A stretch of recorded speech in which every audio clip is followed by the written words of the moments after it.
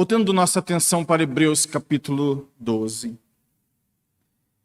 Gostaria de pensar com vocês dos versos 14 ao verso 17, mas eu creio que por uma questão de economia, por uma questão de pedagogia, talvez seja um pouco mais sábio deixarmos o foco desta manhã totalmente voltado para o verso 14, embora estivesse pronto para discorrer com os irmãos sobre os versos 15, 16 e 17.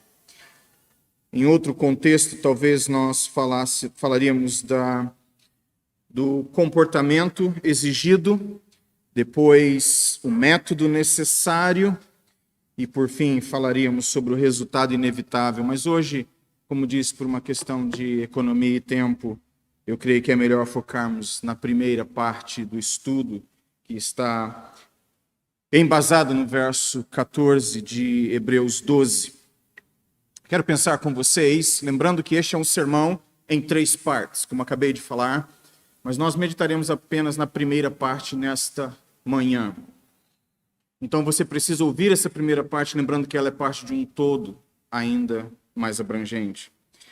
Mas a título de introdução, o título é este: Evidência Cristã Abençoadora. E nós exploraríamos este tema usando os 3 pontos básicos desse sermão.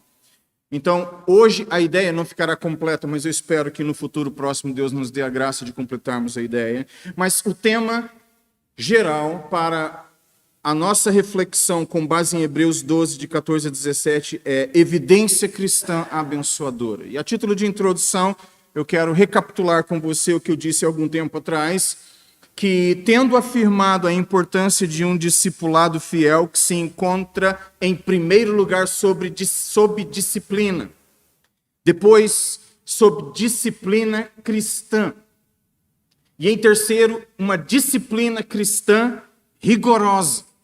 Esta é a vida do discípulo, não apenas estar sob rigor, mas o rigor cristocêntrico daquela que é a disciplina de Cristo. Nós vimos isto algum tempo atrás, no domingo passado. O autor de Hebreus descreve então um pouco mais detalhadamente agora como viver esta realidade da disciplina, porque somente a disciplina, isoladamente, ela pode se tornar algo árido para a alma, algo difícil, algo complicado de conviver com ela. É necessário que no exercício desta disciplina cristocêntrica rigorosa, sob a qual eu estou submetido como discípulo, eu tenha os tempos de refrigério da parte do Senhor, quando Ele está comigo na fornalha e a disciplina se torna menos difícil. E como que esta disciplina, então, se torna menos difícil no exercício da vida cristã? Lembrando que as exortações práticas neste sentido, de 14 a 17, incluem o seguinte: procurar a paz com todos, buscar a santificação pessoal, sem a qual ninguém verá o Senhor. Também que discípulos fiéis deveriam cuidar contra o afastamento da graça de Cristo e zelar para que nenhuma raiz de amargura se aprofunde na alma e no coração, trazendo assim contaminação para o indivíduo e perturbação para o corpo de Cristo. Quando a raiz de amargura ela cresce e se aprofunda, não somente o indivíduo está exposto ao perigo, o corpo está exposto ao perigo. E assim vem esta série de exortações para que cuidemos contra a profanação, e nós em tempo oportuno veremos o que é o exercício de profanar alguma coisa, e a impureza que pode fazer com que nós entremos em ação como Esaú, no verso 17, é descrito, abdicando daquilo que é uma prerrogativa, um direito maravilhoso, por causa de nada, por causa de algo tão temporário, tão passageiro, tão sensual, apelando para os sensos e deixando a perspectiva de longo prazo de lado, e assim ele desiste daquilo que é algo maravilhoso, a herança que ele tinha, o direito da primogenitura, que faz com que ele se sinta e seja rejeitado em relação à herança, à promessa e depois em arrependimento amargo, não conseguindo reverter o curso de ação que as coisas seguiram. Então, este é um texto cheio de exortações práticas, porque como nós vimos desde o início do estudo desta epístola, esta epístola começa falando, nos capítulos iniciais 1, 2 e 3, sobre a magnificência de Cristo, a singularidade de Cristo. Depois, o ministério único de Cristo. E aí, dos capítulos 10 a 13, a vida de Cristo em meio ao seu povo. E por esta razão, as exortações práticas, a fim de que o povo seja cada vez mais preparado para seguir após Cristo, tomando sua cruz diariamente. Nós temos, nesta terceira grande divisão da epístola, como acabei de dizer, o autor tratando da vida de Cristo pelo seu Espírito em meio ao seu povo. E Hebreus 12, de 14 a 17, trata de como os cristãos ontem e hoje devem viver de tal forma a experimentarem as consequências benévolas de se manterem submetidos à disciplina rigorosa de Jesus Cristo. Causas e efeitos espirituais são aqui analisados, constituindo um corpo exortativo relevante para as nossas vidas em Cristo.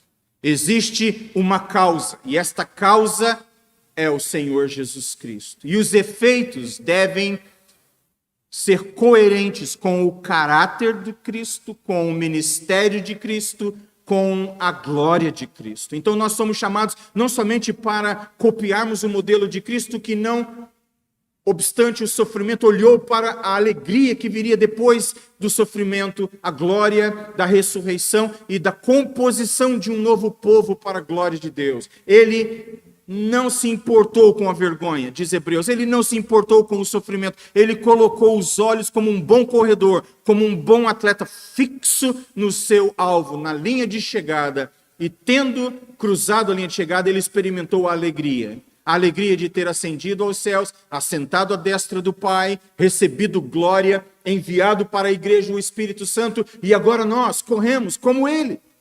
Nós estamos na mesma pegada, na mesma jornada, na mesma maratona, olhando para ele, o autor e consumador da nossa fé, aquele que nos mantém com as mãos firmes e com os joelhos não vacilando ao final da jornada. Quem assiste corridas de maratona sabe do que eu estou falando.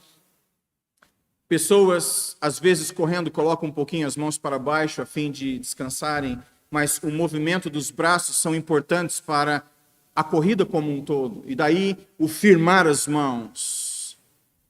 Porque uma das demonstrações de cansaço e esgotamento é o deixar cair os braços. E quando você vê um maratonista cruzando, ou uma maratonista cruzando a linha de chegada, às vezes a pessoa está tão exausta que os passos são incertos, os joelhos estão vacilando, como que embriagados, mas em função do cansaço. Fortaleçam as suas mãos, fortaleçam os seus joelhos e sigam firmes na corrida. Verso 12, por isso levantem as mãos cansadas e fortaleçam os joelhos vacilantes, façam caminhos retos para os seus pés, para que o manco não se desvie, mas seja curado. Ou a ideia aqui no original, para que sejam os seus joelhos fortalecidos e você possa continuar a maratona da vida cristã. Então, em primeiro lugar, como fazer isso?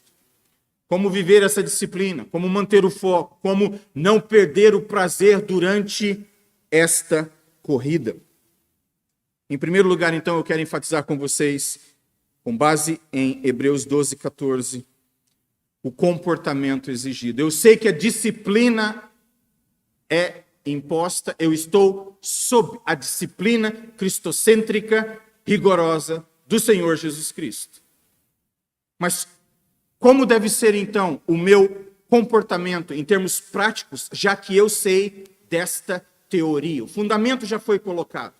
Agora é hora da prática dentro deste princípio, que me desafia a ficar firme na vida cristã.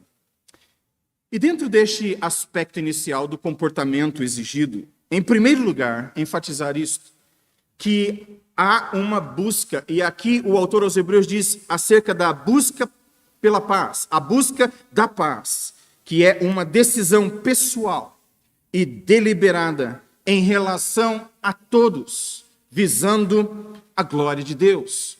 Em primeiro lugar, isto, o buscar da paz, que é uma decisão pessoal. Procurem viver em paz com todos e busquem a santificação, sem a qual ninguém verá o Senhor. Então, em primeiro lugar, para que eu me mantenha disciplinado, animado, encorajado, firme nesta jornada, nessa peregrinação, nessa maratona espiritual, seguindo após Cristo, tomando cada dia minha cruz, sabedor de que todos os dias eu estou sobre a disciplina cristocêntrica rigorosa de Cristo, eu então pratico e encontro forças para fazer isto, vivendo em paz com todos. E esta é uma meta pessoal de envergadura pública. Ela vai muito além da minha vida, da minha família, da minha igreja, ela transcende aquilo que é eclesiástico e chega ao mundo lá fora.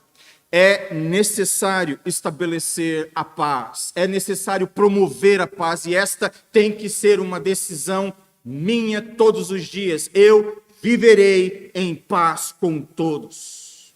É uma decisão pessoal. John Brown, comentarista do século XIX, acerca da Epístola aos Hebreus, diz o seguinte: eles devem cuidadosamente se abster de ferirem outros. Eles devem se esforçar em promover a felicidade deles, dos outros. Eles devem fazer tudo, exceto o pecado, no sentido de evitar uma confusão. Ou seja, na condição de que viver em paz contigo não incorra em que eu tenha que pecar contra Deus e minha consciência, eu lutarei pela paz, custe o que custar. Busquem a paz. Vivam ou procurem viver em paz com todos. Porém, e aqui vem a Bíblia com a sua palavra de equilíbrio sábio, busquem a santidade. Porque é muito provável que no exercício de tentar manter a paz com todos, eu comprometa os meus princípios. E aí eu incorro num outro erro. Eu mantenho a paz com todos, mas corro o risco de entrar em inimizade com Deus. O mesmo comentarista John Brown diz: mas se a paz com os homens não puder ser negociada a não ser com o prejuízo da devoção a Deus, então nós devemos deliberadamente submeter-nos às inconveniências resultantes de termos os homens como nossos inimigos, sabendo que é infinitamente melhor ter o mundo inteiro como nosso inimigo e Deus como nosso amigo do que ter o mundo inteiro como nosso amigo e Deus como inimigo. Aí está. Este é o grande desafio. Mãos fortes, joelhos firmes, não vacilando, paz com todos, mas sem comprometer aquilo que é sagrado. Não tornando aquilo que é algo sagrado em algo profano. E assim nós devemos viver. Deixe-me ilustrar esse ponto da seguinte maneira. Esta semana, em termos de noticiário, a palavra-chave é hambúrguer. Pelo menos para mim. Irmãos, eu creio que todos nós, não porque somos cristãos, mas com um pouco de senso, ouvindo pedagogos, psicólogos, médicos da área da neurologia, nós sabemos que uma criança está em formação até os 9 anos de idade, física, emocional, psicologicamente. Há aqueles que argumentam que um jovem, sexo masculino, cresce até os 21 anos. Não, eu não sou da área da ciência, não sou apto a discorrer muito sobre isso, da área médica, da área neurológica, da área clínica, mas uma coisa é certa: deixem as crianças serem crianças.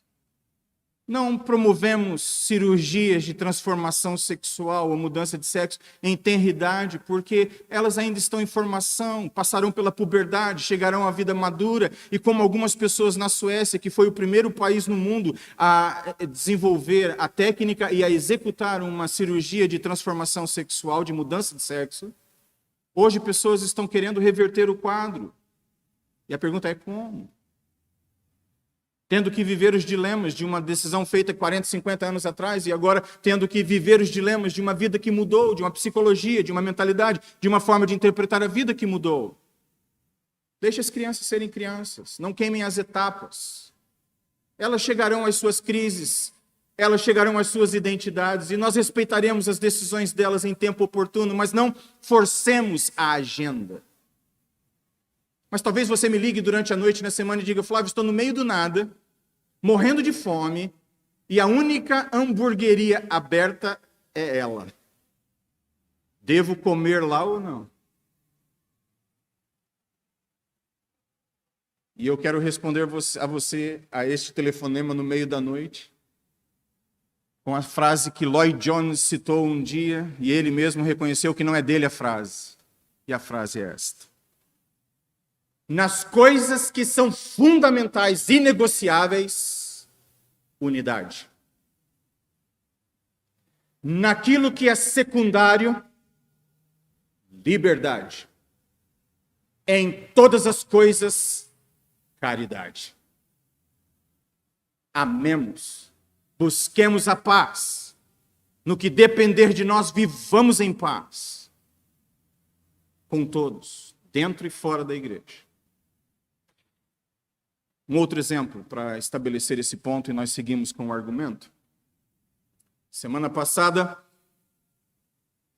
uma pessoa me ligou, me mandou uma mensagem dizendo: pastor, sonhei contigo durante a noite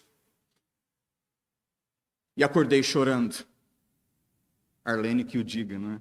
Dorme comigo todas as noites e normalmente é esse o resultado. Mas essa pessoa não tem tantas razões como Arlene. Essa pessoa sonhou comigo e acordou chorando. Disse: pastor, levantei e fui orar. E enquanto me lembrava do pastor em minha oração, lágrimas, chorando pelo pastor, intercedendo pelo pastor. Não é comovente isso? Não mexe a sua alma quando alguém diz: estou orando por você? Já vi ateístas se derretendo por alguém dizer: estou orando por você. A pessoa diz: eu não creio, mas eu aprecio o gesto. Imagine mais um irmão, uma irmã em Cristo, te dizendo: pastor, passei a madrugada orando por você. Mas o ponto que eu quero estabelecer é isso. Esta pessoa se apresenta como armeniana. E normalmente eu me apresento como um calvinista. Por quê? Esta pessoa deveria ter preocupação de orar por mim, que talvez não esteja, em alguns pontos teológicos, na mesma página que ela. Nós discordamos em alguns aspectos, mas deixe-me dizer uma coisa: esses aspectos são secundários. E por isto há liberdade. Mas naquilo que é fundamental, Jesus Cristo como nosso Senhor e Salvador, unidade. E porque nós estamos unidos pelo vínculo do amor, a caridade faz com que ele acorde de madrugada e interceda por alguém como eu, muito pior que ele. Eu já deixei esse irmão na pista. Eu já desapontei esse irmão. Eu já não fui para ele um bom pastor. Ele sabe disso. E, no entanto, ele acorda de madrugada e ora por mim. Busque a paz com todos. Contudo, em meio à santidade. E aqui, então, nós avançamos para o segundo aspecto. Antes disso, abra sua Bíblia comigo em Salmo 120. Oh, irmãos, eu louvo a Deus pela pregação da palavra. Existe algo que coloca ferro no meu sangue anêmico, é a palavra e o exercício de estar aqui.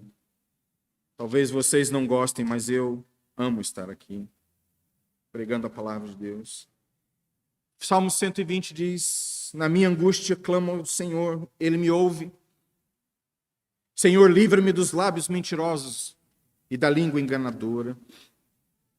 O que lhe será dado, ou o que lhe será acrescentado, ó língua enganadora? Flechas afiadas de guerreiro e brasas vivas de zimbro.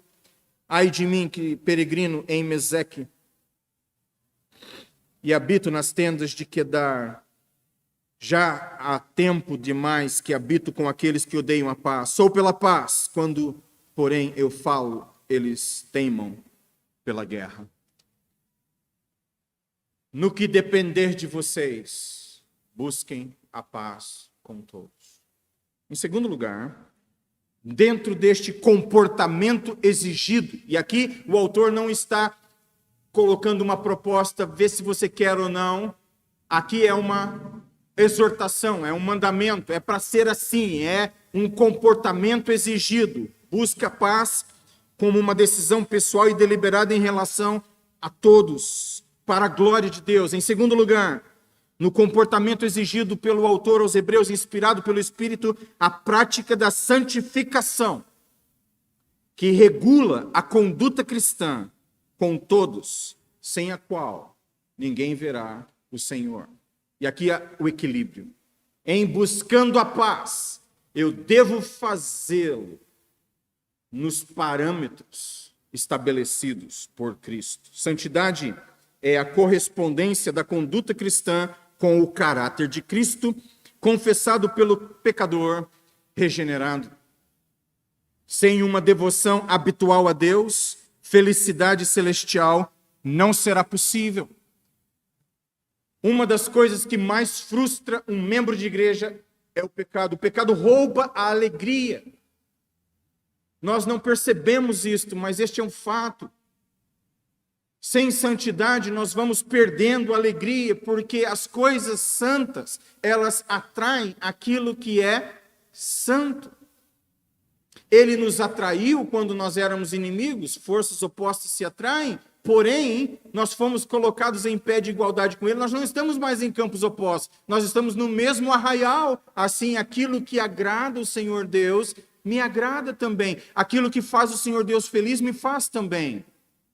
Eu agradeço a Deus por uma mensagem de A.W. Tozer e uma observação tão simples e tão simples que eu penso como nós esquecemos disso tão frequentemente. E ele diz, lembrem-se da exortação do apóstolo que diz, sede santos porque eu sou santo. O autor da epístola não diz, sede santos como eu sou santo. Caso contrário, Deus estaria em aberta incoerência consigo mesmo, porque santidade absoluta é só dele. Ser santo como eu sou santo não é a proposta. Sede santos porque eu sou santo.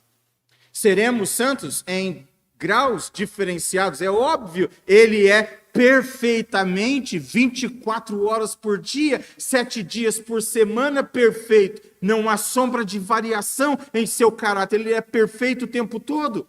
Nós não somos. Se ele tivesse exigido sede santos como eu sou santo, ele estaria ferindo 2 princípios, aquele de exigir de nós aquilo que é impossível para nós, e outro, nos colocar numa posição que compartilharia aquilo que é exclusivamente dele. Ele somente é santo. Mas, no entanto, ele diz, participem comigo deste processo. Sede santos, porque eu sou santo.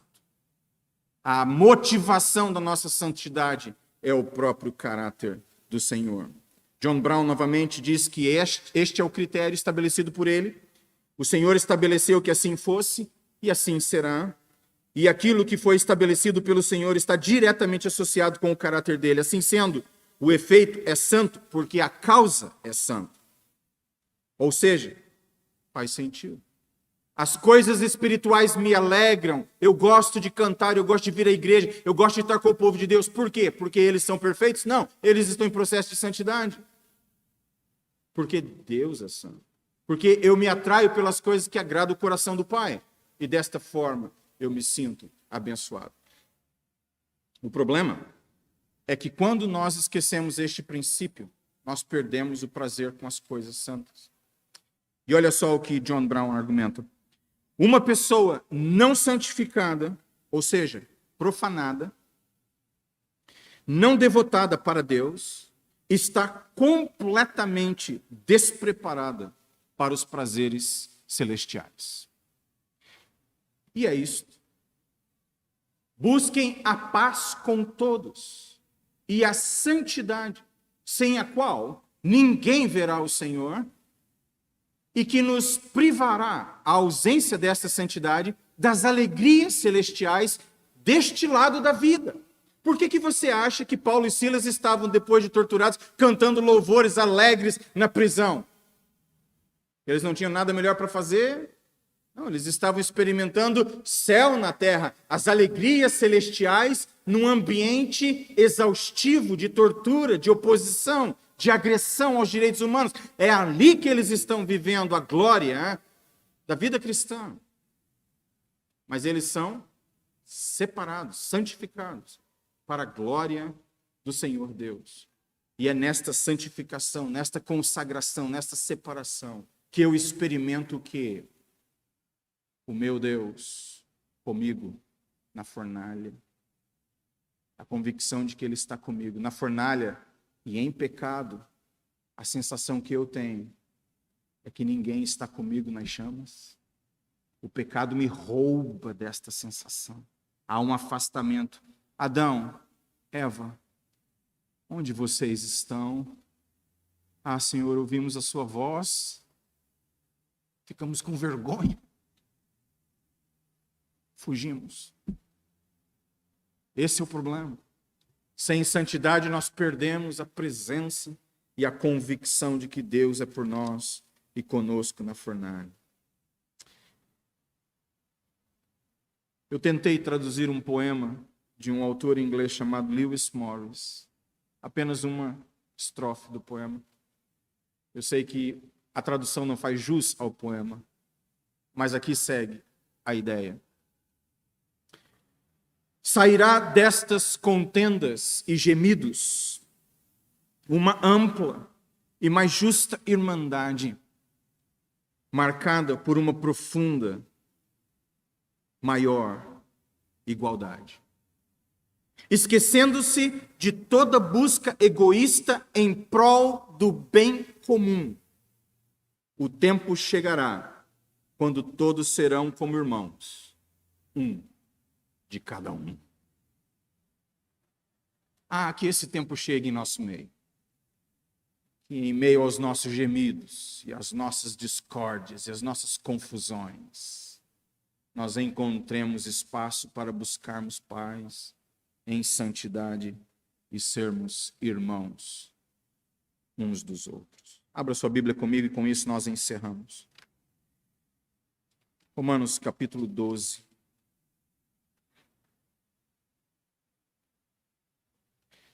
Gostaria de ler a partir do verso 9.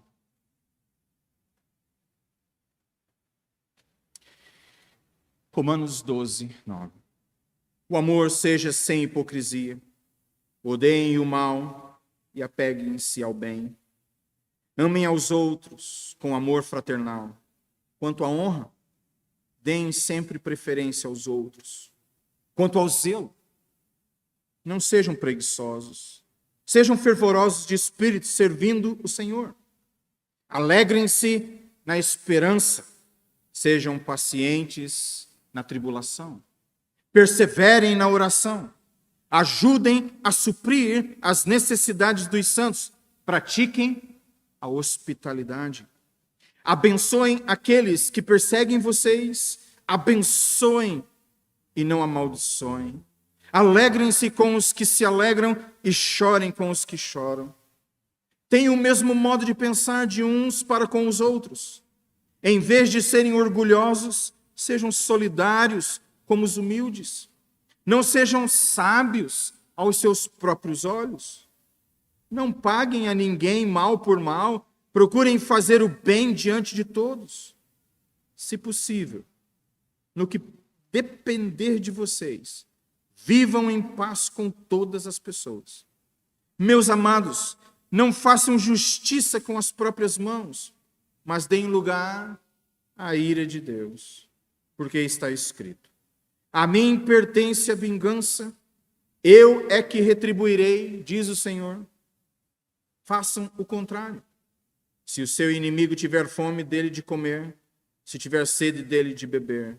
Porque fazendo assim, você amontoará brasas vivas sobre a cabeça dele. Não se deixe vencer pelo mal, mas vença o mal com o bem. Difícil? Absolutamente impossível. Para nós, mas para ele possível. E possível para o Espírito Santo em nós. Flávio, eu busco a paz em santidade, mas eles estão para a guerra. Não se sinta culpado. Não se sinta culpado. Existe só um tanto que você pode fazer. Entregue nas mãos do Senhor Deus aquilo que é a sua parte. E deixe que Ele tome conta do resto. Na condição de que tenhamos a consciência de que buscamos a paz, mesmo que esteja em pé de guerra conosco. Na condição de que façamos em santidade sem comprometer os princípios e nos tornando inimigos de Deus e perdendo a doce presença do Espírito conosco, a sensação de que Ele está conosco. Na condição de que isso não aconteça, busquemos a paz com todos, igualmente a santidade sem a qual ninguém verá o Senhor. E que para este fim, o Deus Trino de Israel nos ajude. Amém. Oremos. Graças te damos, ó Pai, porque o Senhor tem nos abençoado com esta congregação de irmãos, o corpo de Cristo. Pai, muitas vezes nós levamos uns aos outros à loucura. Nós nos irritamos, nós nos provocamos. Mas ao mesmo tempo nos amamos, não conseguimos viver sem o seu povo. Ajude-nos a dialogarmos, a amarmos, a perdoarmos uns aos outros, assim como o Senhor tem nos perdoado. Ajude-nos a buscarmos a paz, dentro da igreja e fora da igreja, sem, no entanto, comprometermos o padrão de santidade, assim como Cristo fez. E que, olhando para o Mestre, autor e consumador da nossa fé, possamos encontrar ânimo e a capacitação do Espírito de Cristo para viver desta maneira. Ajude-nos. É o que eu peço e oro com o perdão dos meus pecados. No nome santo de Jesus Cristo. Amém.